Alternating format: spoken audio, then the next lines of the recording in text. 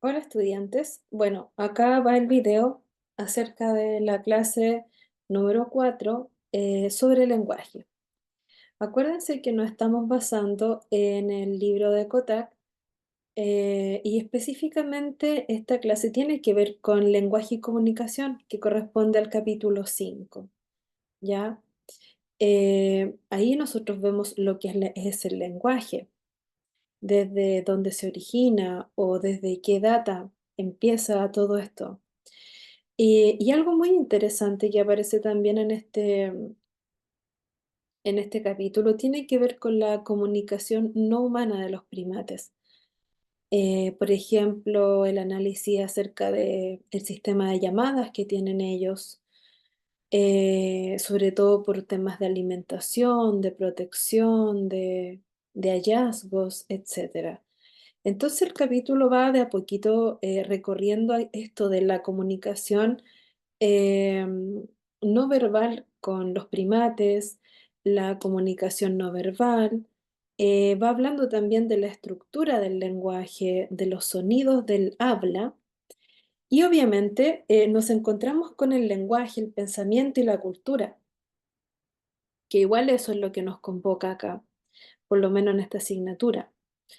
Porque nos damos cuenta que nos constituimos a través del lenguaje y que el lenguaje también crea muchas realidades. Ujú. El vocabulario que tenemos, dónde nos desenvolvemos, cómo actuamos, qué hacemos, cómo nos reconocen, etcétera, ¿ya? Entonces, en ese sentido, vamos a ver también otro apartado que tiene que ver con la sociolingüística, ¿ya? Que la sociolingüística tiene que ver con los efectos del lenguaje en la sociedad, ¿ya? Pero esta sociedad que nosotros bien conocemos también es muy diversa y lo hemos visto en clase. Entonces, como es diversa, como cambia de estilo, como se va desglosando de a poco, como tiene contrastes, nosotros tenemos que aplicar nuevas miradas, ¿ya? Y de eso se trata en parte este capítulo. Podemos abordar un poquito también la psicolingüística desde alguna perspectiva. Bueno, entonces comencemos para que no quede tan largo el video. Ujú. Lo primero que es el lenguaje. El lenguaje puede ser hablado o escrito. Es nuestro principal medio de comunicación, ¿cierto? El lenguaje, de la forma que sea, verbal o no verbal, kinestésico, artístico, etcétera, todo es una forma de comunicación.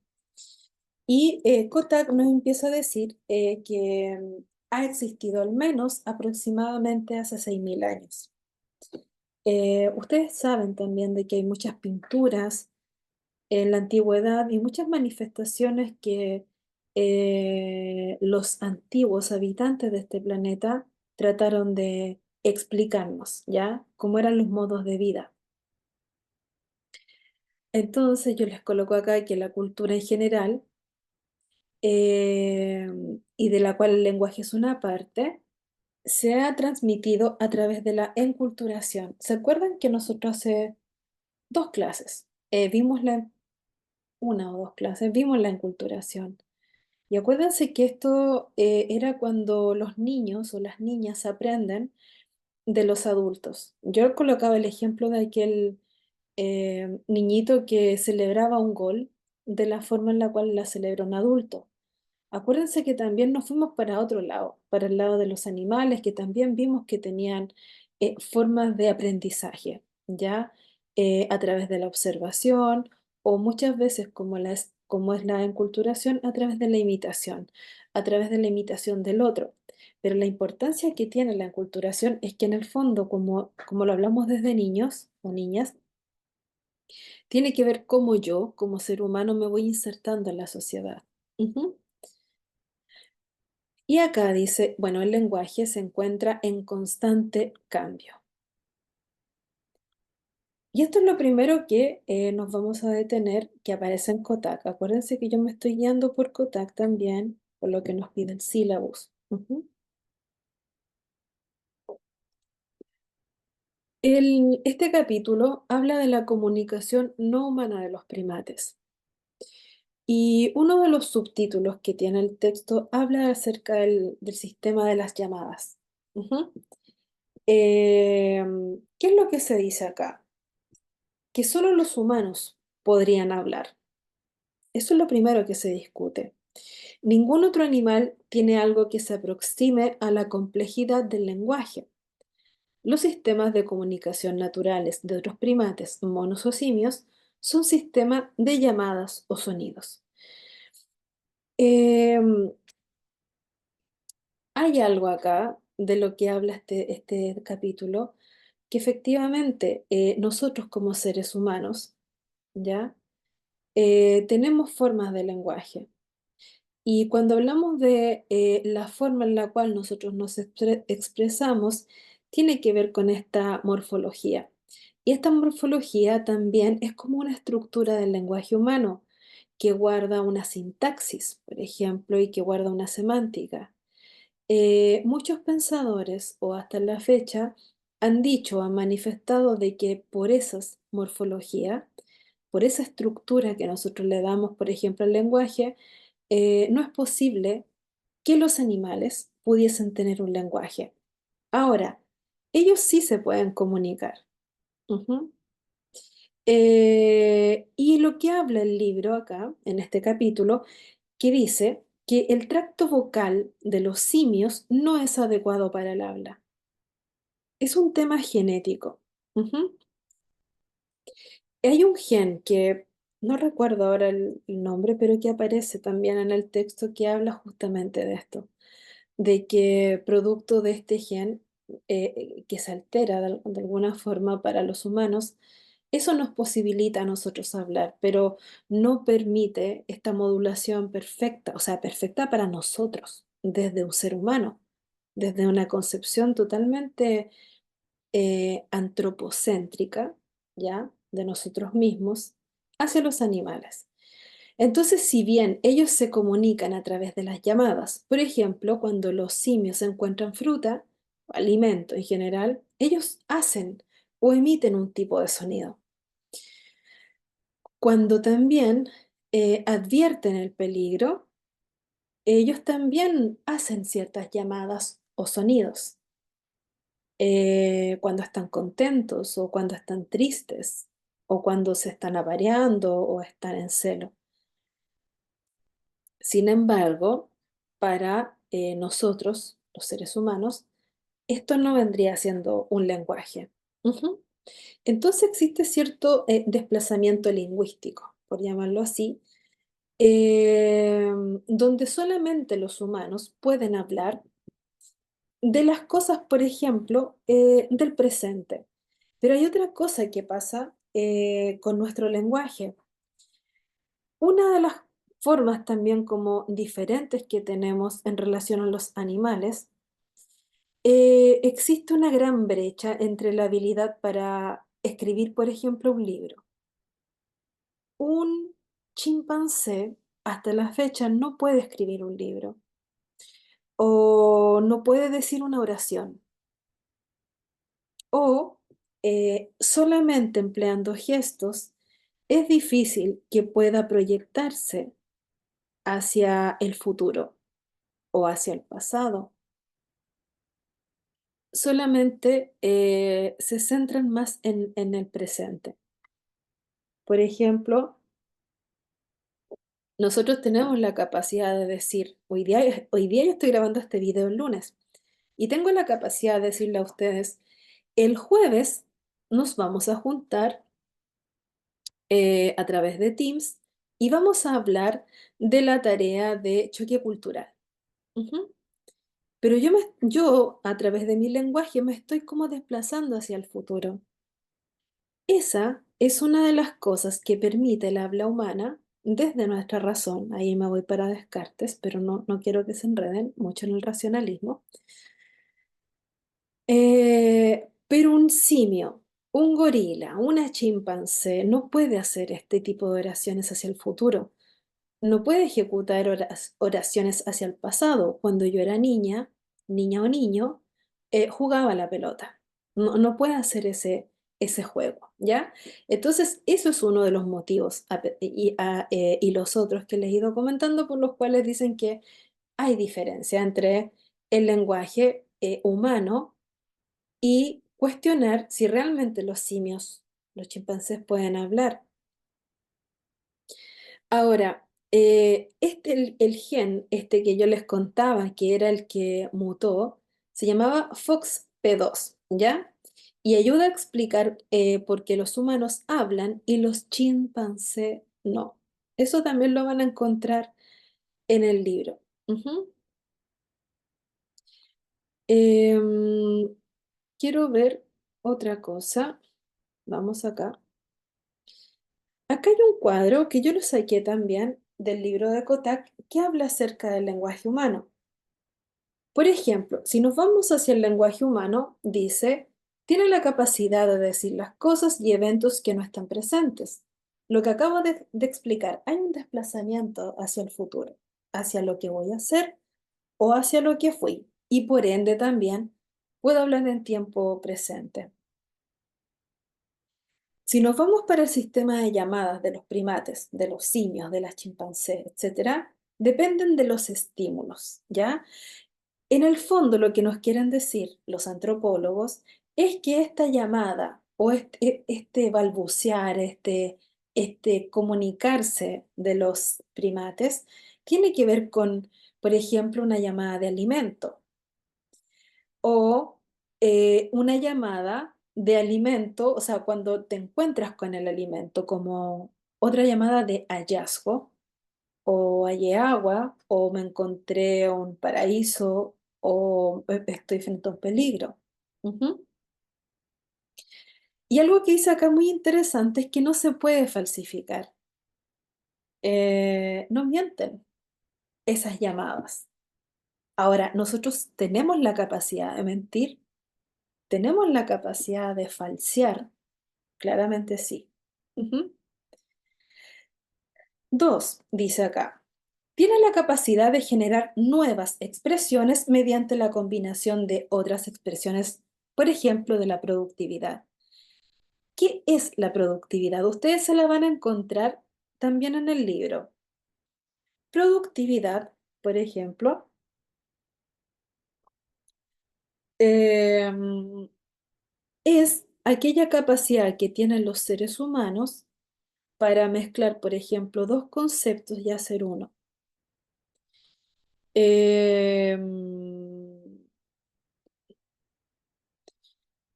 por ejemplo, jugo de fruta.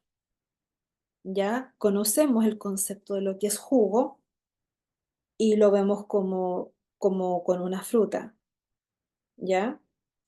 Y a ese concepto de jugo más fruta, nosotros podemos darle ciertas características, por ejemplo, de una sandía, que fue lo que finalmente también hizo una de las chimpancés, no sé si fue Coco u otra que estaba ahí también en el libro.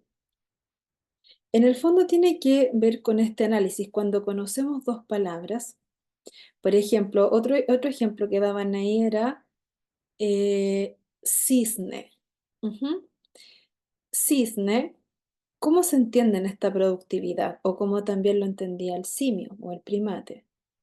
Por un lado, él conocía la palabra ave y conocía la palabra agua. Entonces, la productividad del lenguaje tiene que ver cuando yo junto una palabra con otra y puedo decir pájaro del agua en relación al cisne, en relación al pato o aquellas aves que nosotros vemos que están sobre la superficie del agua. Esa capacidad la tenemos nosotros de juntar dos palabras y hacer una o hacer como una relación de eso. Ujú. Bueno, esto también se les enseñó a algunos primates, bueno, pero después voy para allá, pero esa capacidad también es muy humana. Acá, sin embargo, nos vamos a ir al otro cuadrito de los primates. Dice, consiste en un número limitado de llamadas que no se pueden combinar para producir nuevas. Ya, eso pasa. con la mayoría de los simios, ¿ok? Sin embargo, la primera parte del capítulo de lenguaje y comunicación habla que justamente Coco, que era una gorila que estuvo en un experimento con la doctora Patterson, sí logró hacer este lenguaje de productividad, ¿ok? Hay muchos cuestionamientos en relación a este caso, ya no es que esté todo validado. 3. El lenguaje es una capacidad propia de los seres humanos, pero cada comunidad lingüística tiene su propia lengua y se transmite culturalmente. Ujú. Eso es verdad, chicos y chicas. Nosotros, por ejemplo, solamente en Sudamérica, si bien todos hablamos el castellano, todos y todas tenemos distintas formas de llamar a las cosas. Lo vimos en la clase pasada. Por ejemplo, aguacate, palta. Albaricoque, o sea, perdón, melocotón, durazno. Chile, chile ají. Y también hablábamos en una clase el tema del pan, pan francés, pan batido, marraqueta. Entonces, esa capacidad propia tiene que ver como que es algo que tiene que ver con la transmisión cultural. Tiene que ver con un país, con una localidad, con una comuna, con una región. ¿Ok? Ahora, se supone que los primates no tienen eso. No hay acentos en ellos. No hay formas de comunicarse diferentes a una cosa, sino que el llamado frente a encontré fruta es único en África o en cualquier localidad de África, en cualquier punto geográfico donde hay un gorila o una gorila, ¿ok? Entonces también ahí en el libro se habla como esta diferencia entre el lenguaje humano y el sistema de llamadas, no vamos a decir lenguaje de los animales. Ahora, este es el caso que aparece en el libro que es Coco y Patterson, ¿ya? Coco es esta gorila y Patterson es una psicóloga, es una doctora. Ujú. El proceso de enseñanza y la supuesta afirmación sobre la capacidad de la gorila Coco, adiestrada por la doctora Patterson en hablar por medio del lenguaje de señas. Lo que pasa es que durante un tiempo, creo que fue en los años 50 y algo, hubo una fijación de muchos psicólogos y psicólogas con hacer este tipo de experimentación en relación al lenguaje con simios, ¿ya? Con primates. Entonces ella no fue la única que trabajó este tema, pero hubo como ciertos años en esta época, ya, bueno, ese es el 78, pero como el 57 en adelante más o menos, que empiezan a haber como muchas de estas investigaciones, ujú, por parte de la psicología. Entonces la doctora Patterson fue una psicóloga muy destacada en relación a este tema, porque además trabajó muchos años con Coco. ¿En qué se basaba? Con foco en la teoría conductista y antagónicamente a la teoría de la gramática universal que ustedes ya conocen bien de Chomsky, ¿ok? Se presentan diferencias entre el innatismo y la adquisición para elaborar una evaluación integral sobre el aprendizaje del simio. Bueno, esas gorilas Coco, yo creo que ustedes pueden encontrar algún video en YouTube también. Ujú.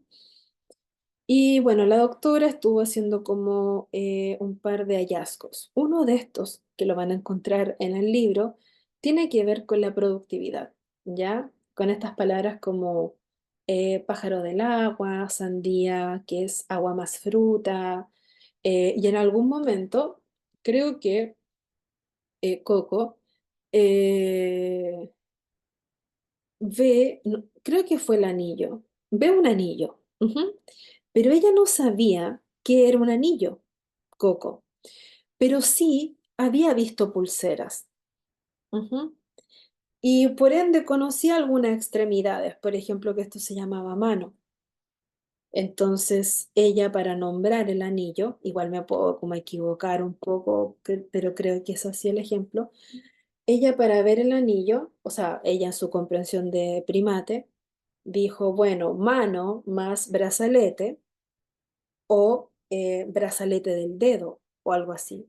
En el fondo estaba diciendo anillo, solo que no sabía decir anillo. Ujú. Ahora, ¿cuáles son algunos de los cuestionamientos? Me estoy tomando el tiempo para que no salga tan largo el video. ¿Cuáles algunos de los cuestionamientos? Dicen que teóricamente, por más que estamos hablando de un laboratorio con mucho testeo también, se dice que tampoco como que la doctora Patterson haya hecho grandes hallazgos en relación a Coco.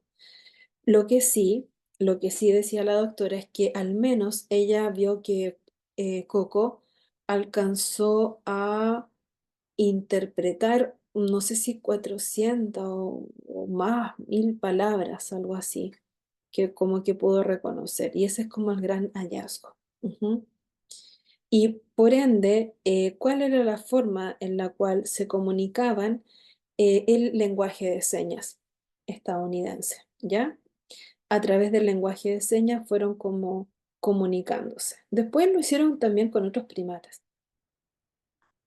también trabajaron con ellos, solo que Coco fue más destacada.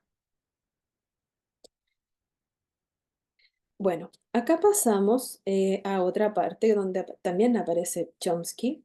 Ujú. Y en relación a Chomsky, bueno, ustedes ya saben lo que él habla acerca del lenguaje. Él es lingüista, él es politólogo, es filósofo también. Argumenta que el cerebro humano contiene un conjunto limitado de reglas para organizar el lenguaje, de modo que todos los lenguajes tienen una base estructural común, lo que él llama el conjunto de las reglas de la gramática universal. Y este conjunto de reglas de la gramática universal también tiene que ver con lo que él hablaba acerca de la biología, por ejemplo, desde el innatismo o generativismo. Por ejemplo, si tuviésemos que hablar de Chomsky, hablaríamos de una gramática generativa, ¿cierto? Y esta gramática generativa tiene que ver con que nosotros, o sea, Chomsky en este caso, le va a dar una estructura al lenguaje. Pero esta estructura que él le va a dar al lenguaje es común a todas las lenguas. Y cuando dice Chomsky que es común a todas las lenguas, está volviendo a su innatismo, que es todos los seres humanos tenemos la capacidad de aprender un lenguaje o aprender un idioma, porque esto del lenguaje viene innato en los seres humanos. Y él, desde el punto de vista también como biológico, habla de que los humanos nacen con una capacidad programada para adquirir lenguaje. Em, Porque él plantea que nosotros nos comunicamos como con rapidez y fluidez. Los niños y niñas aprenden a hablar como a edades muy tempranas. Y por ende, estas oraciones o esta forma, acuérdense que él habla de la estructura del lenguaje, va a partir de un conjunto finito de reglas gramaticales. Y estas reglas gramaticales tienen que ver con el lenguaje en sí. Podemos hablar, insisto de nuevo, con esta morfología del lenguaje que nosotros tenemos en nuestras oraciones. O, por ejemplo, cómo se compone una oración, el verbo, el sujeto, el predicado, etcétera. Ahora, eso es Chomsky.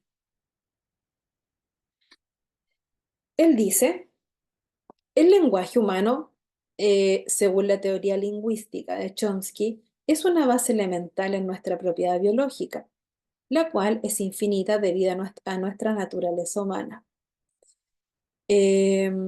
Aquí nos habla del innatismo, del lenguaje como forma básica de nuestra estructura genética que nos hace particularmente único. Yo les colocaba el otro día cuando ustedes hicieron la tarea de que Chomsky igual responde también a un racionalismo. Y el racionalismo era uno de los que defendía como esta estructura como biológica también del lenguaje. Y sobre todo también pienso en Descartes, porque para él también nosotros nos diferenciábamos mucho, mucho de los animales, porque nosotros pensábamos, por ejemplo, o porque también podíamos generar dudas. Ahora, cuando yo hablaba el tema del lenguaje en clase, eh, no sé qué pensarán ustedes, pero pasó de que los estudiantes, yo les decía, por ejemplo, ¿ustedes creen que su gato se comunica con ustedes? Y la mayoría de los estudiantes dijo que sí. Incluso hubo un debate, todos estos debates son muy ricos, ¿ya? Son debates muy entretenidos que ocurren. Entonces decían, es que sí, es que los gatos sí tienen un lenguaje. La forma en la cual ellos se comunican conmigo cuando tienen frío, cuando tienen hambre, cuando llego, se ponen contentos. En fin, como que me daban muchas explicaciones para decirme que tenían un lenguaje. Y yo le decía, pero bueno, ¿qué pasa con la morfología? ¿Qué pasa con este orden que se atribuye solamente a lo humano y netamente humano? Entonces yo les decía, ¿será un lenguaje o será que sus animalitos o sus mascotas se están comunicando con nosotros, con ustedes? Porque yo también tengo una gatita. Entonces yo entiendo lo que ellos me querían plantear. Bueno, el tema es que quedamos en que quizás era una comunicación y no un lenguaje, pero de alguna forma sí se manifestaba en los animales. Ahora, una persona más racionalista podría decir, como Chomsky, que quizás ese animal o ese gato se acerca a nosotros por un tema de sobrevivencia y supervivencia, porque claramente puede relacionarnos con aquel sujeto que nos alimenta o nos protege. Entonces también lo estamos haciendo de una forma como muy mecánica, ¿cierto? Pero no sé si realmente nos queremos comunicar. Yo no entiendo a los gatos cuando dicen miau, no sé su lenguaje. Ahora, esto que les voy a decir es muy filosófico, pero también cuando uno se coloca a pensar desde el lenguaje, y sobre todo desde todo en la vida. Siempre nuestra medida ha estado condicionada por lo humano. Y claro, desde lo humano, yo puedo decir, y hasta etnocéntrico, yo puedo decir que solamente yo puedo hablar como ser humano, pero no mi gata, por ejemplo. El tema es que siempre estamos midiendo desde lo humano, pero claramente nos podemos encontrar con que sí hay un otro lenguaje en los animales. Pero como nosotros solamente nos medimos a través de lo humano y solamente humano, creemos que no hay un lenguaje más allá del humano. Pero quizá nos podemos sorprender un día, porque yo sé que también ustedes van a decir, no, es que las plantas también se comunican. Sí, yo también lo creo. Solamente que cuando hablamos de este orden gramatical, no corresponde, por ejemplo, a una planta. Pero insisto, y como acá siempre vamos a cuestionar cosas en este ramo y vamos a preguntarnos cosas, es como, claro, pero siempre, siempre yo estoy hablando desde el ser humano, pero qué sé yo lo que hay más allá, ¿ya? Eso es como que queda ahí, no está en la materia, pero es como da para pensar. ¿Tiene o no lenguaje el gato o la gata, el perro, el perra, no sé, el conejo? A lo mejor sí, solo que desde nuestra mirada, también muy reduccionista, no podemos entender. Ya, 27 minutos. Ay, ya, gramática general. El lenguaje tiene la base genética, algo que fue utilizado por psicólogos por la naturaleza del lenguaje y los seres humanos. El aprendizaje del lenguaje es algo específico del ser humano, ¿ya? Es una de las cosas que dice Chomsky. La imitación tiene pocos efectos al aprender el lenguaje. Quizá aquí va el guiño como antinatural. Acuérdense que los primates van imitando.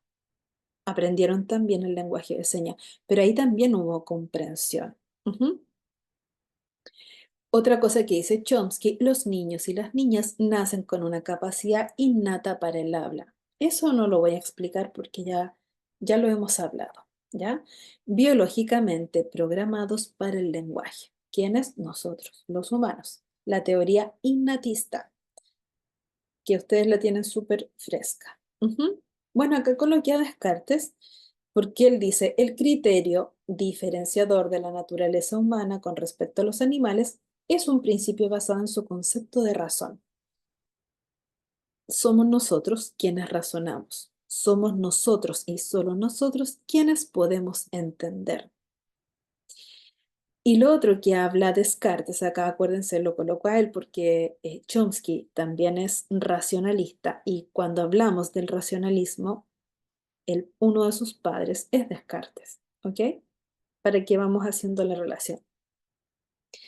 Entonces dice, esta trascendencia en el ser que permite racionalizar y difundir sus ideas.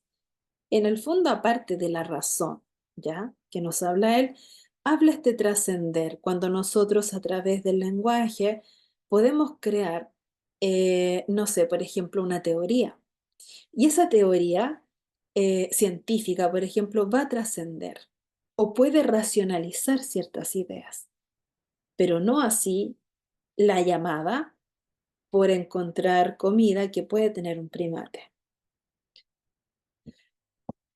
Ah, yo les puse aquí, estudiantes, los animales se comunican todo el tiempo. Por ejemplo, los perros y los simios usan ciertas expresiones faciales y posiciones corporales para expresarse. Pero, ¿estos sistemas comunicacionales para enviar y recibir mensajes entre unos a otros pueden ser tomados como lenguaje? Bueno, estas cosas son para debatir en el aula. Pero como yo estoy haciendo futurología porque es lunes y mañana los voy a ver, no sé si alcancemos a hacer esta clase. Entonces, como yo no sé si vamos a alcanzar a hacer esta clase, como yo quisiera hacerla, la voy a grabar. Y voy a dejar esta pregunta abierta para que ustedes reflexionen, porque de estar en clase lo hubiéramos reflexionado todos juntos.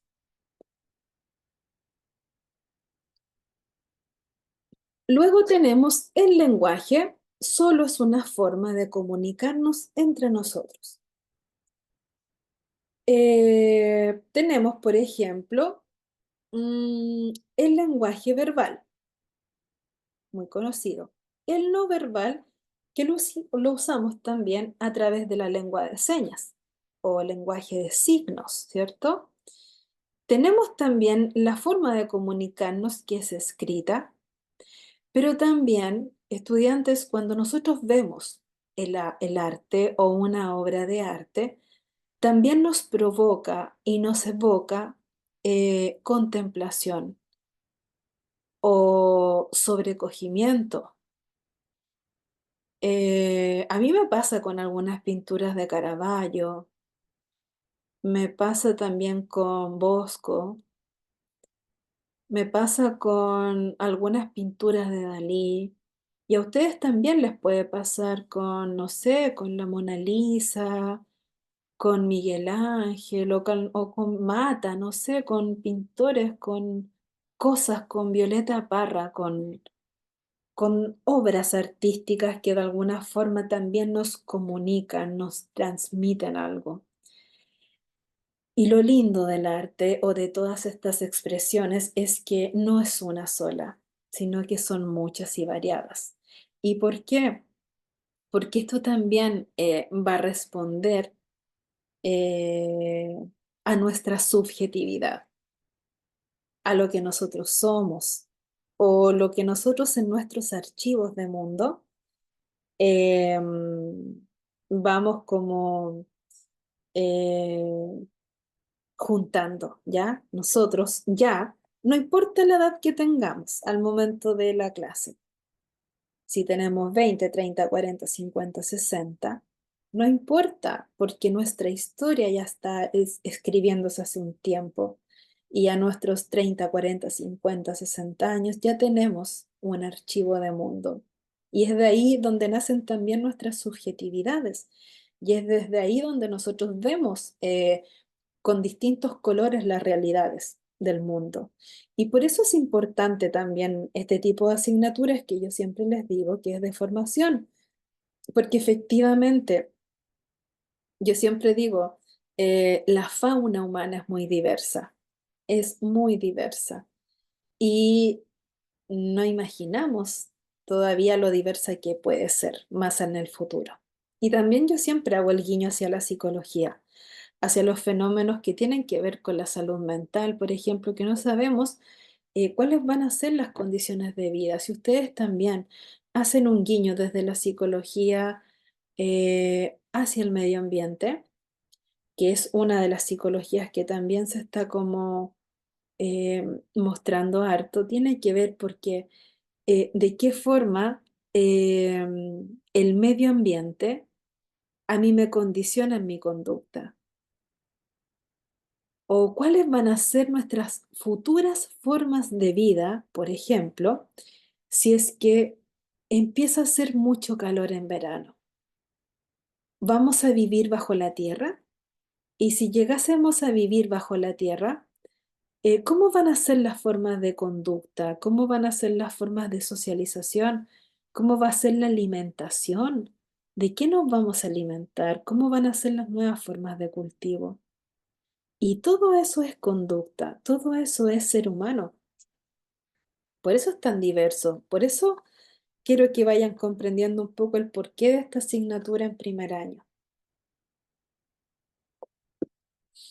Y por ende, me fui en la volada de nuevo. Está el lenguaje de signos y kinésico, ya a través de la proxémica y la forma en la cual nos movemos y nos comunicamos muchas veces, ¿ya? Esto se los coloqué en el trabajo. El lenguaje humano es el producto, ese es Chomsky, ¿ya? Ese abuelito es Chomsky. El lenguaje humano es el producto de descifrar un programa determinado por nuestros genes, ¿ya? Aquí están los argumentos en contra, que fue lo que les compartí también el otro día. En contra, no explica el mecanismo de adquisición del lenguaje en sí. Y también irrelevancia a los factores cognitivos y sociales. Y ahí los ambientalistas pueden entender muy bien por qué. ¿Ya? Porque también la formación del lenguaje tiene que ver la interacción con nuestro entorno. Ujú. Somos parte del entorno. Eso. Ujú. El entorno y la capacidad adaptativa de un individuo no son esenciales para la adquisición del lenguaje. Eso dice Chomsky.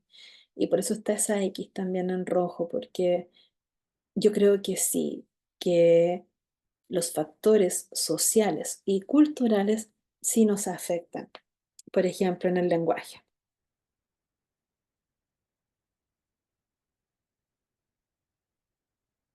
Pasamos luego, dentro del texto, pasamos también a la sociolingüística. ¿Qué es la sociolingüística? La sociolingüística es el estudio interdisciplinario de cómo las sociedades o cómo la sociedad influye en el lenguaje y cómo el lenguaje afecta a la sociedad. Examina las relaciones entre el uso del lenguaje y factores sociales, por ejemplo, el estatus social, la edad, el género, la etnia, la situación comunicativa y el contexto cultural. Mm, por ejemplo,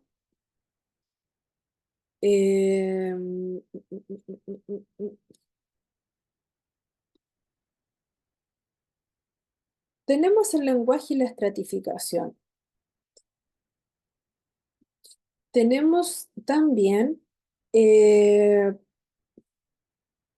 formas de comunicarnos o variaciones lingüísticas según el contexto social. Por ejemplo, en muchas culturas las personas adaptan su lenguaje según el entorno social en el que se encuentran. Yo por eso digo que sí los entornos sociales nos condicionan. Por ejemplo, pueden usar un lenguaje más formal en el trabajo o en situaciones de negocio. ¿Cómo se comunican ustedes? No sé, esto siempre es general, ¿ok? Yo siempre generalizo, pero sí que hay casos excepcionales. ¿Cómo nos comunicamos nosotros, por ejemplo, con nuestras jefaturas? Cuando no tenemos mucha confianza, obviamente. Es una manera más formal. O no sé si queremos, estamos en una entrevista laboral, es muy probable que también tengamos un lenguaje muy formal con aquella persona que nos entrevista. O por ejemplo, si estamos en tribunales, también vamos a tener un lenguaje mucho más formal en situaciones, por ejemplo, donde tenemos que negociar algo. Y esas también tienen que ver y hacen esta relación como entre la lengua, el lenguaje y el contexto social. Ahora, me voy para el otro lado. ¿Cómo nosotros nos comunicamos o cómo es el lenguaje que nosotros tenemos, por ejemplo, con nuestros buenos amigos o con la familia? Es mucho más informal. Entonces, esta variación o esta también adaptación lingüística del lenguaje tiene que ver con expectativas sociales específicas. Por un lado, yo voy a usar un lenguaje mucho más formal si estoy con alguna persona que para mí representa autoridad y por ende cuando yo estoy con mis amigos, mis amigas, mi familia mucho más cercana, también voy a usar un lenguaje mucho más coloquial. Y esto tiene que ver con este contexto. O sea, aquí les quiero decir que el lenguaje, los seres humanos también lo adaptamos a esto de el contexto social en el cual nos encontramos. También hay otro que tiene que ver con el ser marcadores, por ejemplo, de la identidad social. No sé, por ejemplo, nosotros dentro de Chile tenemos diferentes dialectos, tenemos diferentes acentos. Hay personas en el sur que siempre se dice que hablan cantadito. Las personas del norte se dice que muchas veces hablan cerrado. Obviamente las personas del sur a nosotros deben encontrarnos también a los que somos del norte para ellos o nosotros nos sentimos más del centro. También tenemos nuevas formas de hablar, tenemos dialectos. Y yo me imagino que hay ciertas palabras que se deben usar más en el norte, en el centro y en el sur, pero que tienen que ver y son propias de la identidad social. Y esa forma de comunicarnos también tiene que ver con la identidad social donde yo me encuentro y por ende me sirve para mantener conexiones con el grupo local o con el grupo al cual yo quiero pertenecer en esa localidad, ¿ya? Entonces ahí vemos como, primero vemos este lenguaje como contexto social, más formal o informal, si estamos con una figura de autoridad, por ejemplo, o con familiares y amigos. También tenemos esta mutación del lenguaje hacia la identidad, o sea, la forma en la cual se habla de un extremo a otro, en un país, en una región a otra, dialectos diferentes. Por ejemplo, México, que es un país súper grande, siempre bromean, por ejemplo, los de Guadalajara les tienen sobrenombre a los del DF y los imitan como hablan, pero los que son, por ejemplo, de la Riviera Maya, también tienen otra forma de hablar y así, como que se van echando broma entre ellos, pero reconocen que tienen muy distintos acentos, tienen palabras marcadas que solamente se usan como en ese contexto. ¿Ya? Esa es otra de las tantas variabilidad que tiene el lenguaje. Y también el lenguaje es cortesía, ¿ya? Y esto es como cortesía. Por ejemplo, usted o tú, ¿ya? También nosotros vamos a usar esa variación dependiendo del contexto social y la relación que nosotros tengamos con aquellas personas involucradas. En algunos casos les vamos a decir a usted, ¿ok? Y en otros casos les vamos a decir tú, ¿ya? Eso también tiene que ver con ciertas relaciones sociales de respeto o familiaridad. Por eso hay algunas personas que dicen, ya, tú te ames. Y otras que no, ¿ok? Entonces, eso también es cortesía. ¿Ven? Es decir, el lenguaje muta, es muy interesante conocerle. Y también el lenguaje tiene que ver con estatus o con ciertas actitudes de prestigio o de jerarquía social o prejuicios culturales. Por ejemplo, aquellas clases sociales que tienen más educación o son más prestigiosos tienen una forma de hablar. Y esta forma de hablar, ya ustedes podrían decir, bueno, es más cuico, no sé, pero claro, o no sé, ya esto es muy coloquial, pero hoy habla con la papa en la boca y esas cosas. Pero fíjense en lo que están diciendo. O sea, yo lo interpreto de lo que escucho. Pero nosotros sí somos capaces de reconocer cuando alguien habla diferente. ¿Y qué pasa con, abro comillas, ya? Cuando hablan de, por ejemplo, el flight o, o aquella persona de otro estrato social. Tiene otro dialéctico, tiene otra forma de lenguaje. Ahora, yo no he podido llegar a la definición de flight, ya no quiero que ustedes piensen que esto es peyorativo de mi parte, ya. A mí me caen bien. Ujú. Solo que, claro, la gente estigmatiza el tema de flight, por ejemplo, pero bueno, yo lo coloco a modo de ejemplo, ejemplos que han salido en clases, esa es la verdad, porque los chicos dan estos ejemplos cuando yo hablo del lenguaje. Y efectivamente también es una forma de hablar diferente. Y ahí ustedes pueden decirme, bueno, no estamos en clases, pero me pueden decir y el COA también. Y no sé, y así, muchas formas. Ahora, Pierre Bourdieu, no sé si aparece en el libro, pero también nos habla de 45 minutos, también nos habla de este lenguaje, eh, que en el fondo, chiquillos, chiquillas, tiene que ver con que como nosotros hablemos, eh, a ver cómo les digo, como nosotros nos expresemos en nuestro lenguaje, también vamos a poder acceder a ciertos lugares. Y ahí me quiero ir a otro guiño que tiene que ver con Bourdieu, que tiene que ver con la estratificación social. Hay una estratificación social en nuestra sociedad, ¿cierto? Y por ende, mientras nosotros también manejemos cierto lenguaje o se manejen ciertos lenguajes, siempre se va a acceder como a otros sitios, ¿ya? Y eso también pasa.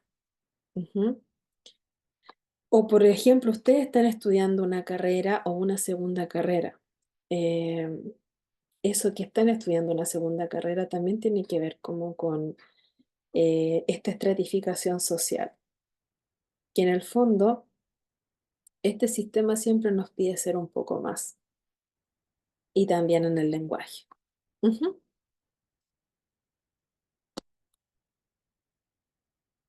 Bueno, yo creo que ahí se entiende un poco como la parte más social del lenguaje o sociolingüística. Irving Goffman, ya un exponente también de la teoría de la presentación de uno mismo. Ustedes pueden buscar esto también en internet, si tienen dudas y todo, como no nos vamos a ver. Aquí habla Goffman, aunque principalmente conocido como sociólogo, Goffman también hizo contribuciones significativas en la sociolingüística. Su trabajo sobre la presentación de uno mismo y el manejo de las impresiones en interacciones sociales ha influido cómo se entienden las prácticas comunicativas y los roles sociales, ¿ya? La teoría de la presentación de uno mismo tiene que ver como con esa dramatización, ¿ok? Esa dramatización o ese personaje que nosotros podemos hacer también de sí mismo. O también lo que quiere decir esta teoría es cuando nosotros muchas veces sentimos que habitamos un escenario y que siempre estamos jugando diferentes papeles. Por ejemplo, yo ahora estoy en mi rol de profe, ujú, pero también el fin de semana pude estar en mi rol de hija y en otros días soy un rol de amiga. Ujú. Entonces yo voy pasando como por distintas eh, presentaciones o representaciones de mí misma, ¿ya? En el fondo es como que la vida fuera una obra de teatro y donde nos toca hacer diferentes papeles. Ujú. Ahora, la psicolingüística, acuérdense, estábamos en la sociolingüística y aquí esto no aparece en el libro, creo que no, pero bueno, siempre hay que hacer la bajada a la psicología. Está la psicolingüística, es un campo interdisciplinario. Cuando es interdisciplinario, tiene que ver con que bebe de distintas disciplinas: comunicación, sociología, antropología, psicología, filosofía, etcétera. Ya, infinito. Que estudia cómo se adquiere, almacena y procesa el lenguaje en la mente humana. Ujú. Ahí está la trinchera de ustedes. Se centra en entender los procesos cognitivos y neurológicos implicados en la producción y comprensión del lenguaje, así como en la relación entre el lenguaje y otros aspectos del funcionamiento mental. En algún momento de la vida, Chomsky estuvo también como en una posición distinta a Skinner. Por ejemplo, Skinner, ya, bueno, ellos dos tenían enfoques diametralmente diferentes. Ujú. Por ejemplo, en Skinner, el lenguaje también tenía que ver con la interacción con el entorno. Skinner nos hablaba del reflejo positivo, negativo, de las conductas verbales, etcétera. El condicionamiento operante, el lenguaje se aprende de manera similar a otras conductas mediante refuerzos y castigos. También está lo que conocemos como el estímulo-respuesta. Palabras, por ejemplo, frases que se asocian con respuestas específicas debido a la repetición y refuerzo. ¿Ya? Acuérdense que esa era como la trinchera que tenía o la perspectiva que tenía Skinner, obviamente desde el conductismo. Pero Chomsky, por ejemplo, tenía como otro enfoque. Por ejemplo, decía que Skinner no podía explicar la complejidad, por ejemplo, de la creatividad que podía dar el lenguaje humano, obviamente. Porque él decía que más allá de este condicionamiento era algo que venía implícito en nosotros, en nuestros genes. Ujú. En esta capacidad innata de los humanos que viene programado para adquirir el lenguaje. Y esta creatividad, también decía Chomsky, puede generar una cantidad infinita de oraciones nuevas a partir de un conjunto infinito de reglas gramaticales. Ujú. Por ejemplo, Chomsky se enfocó en las estructuras mentales subyacentes que permiten el uso del lenguaje. Y este enfoque está dado por las estructuras, ¿ok? Por las estructuras, ay, la batería, por las estructuras del lenguaje. Y no voy a indagar más en la teoría gramática generativa y todo eso que ya también ustedes conocen muy bien.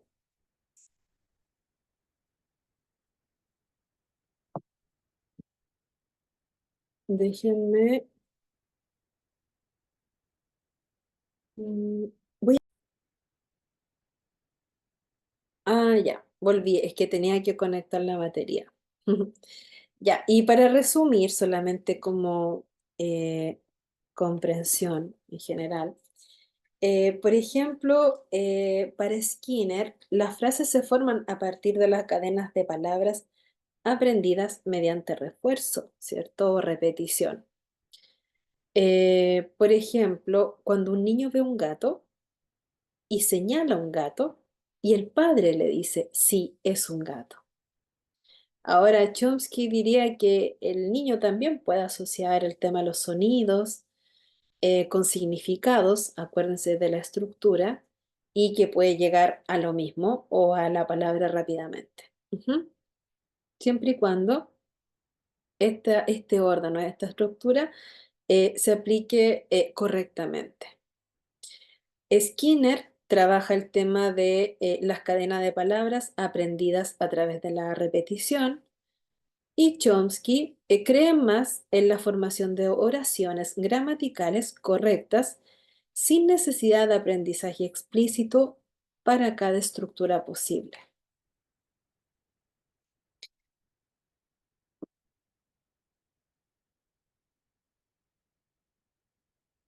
Y bueno, no sé si hablar de Piaget, solamente lo coloqué porque él habla de este interaccionismo. Ujú. Y que supone finalmente esta interacción entre el sujeto y el objeto se producirá a través de una serie de mecanismos básicos, la construcción de estructuras. Acuérdense que también él es padre, junto a Vygotsky y a otros más, del constructivismo. Ujú. Así que obviamente el producto acá es la interacción. Y esta dialéctica que aparece acá es este diálogo que construye finalmente esta interacción. ¿Con qué? Con el entorno. Ujú. Ay, se acabó. Terminamos. Muy bien. Voy a parar la grabación.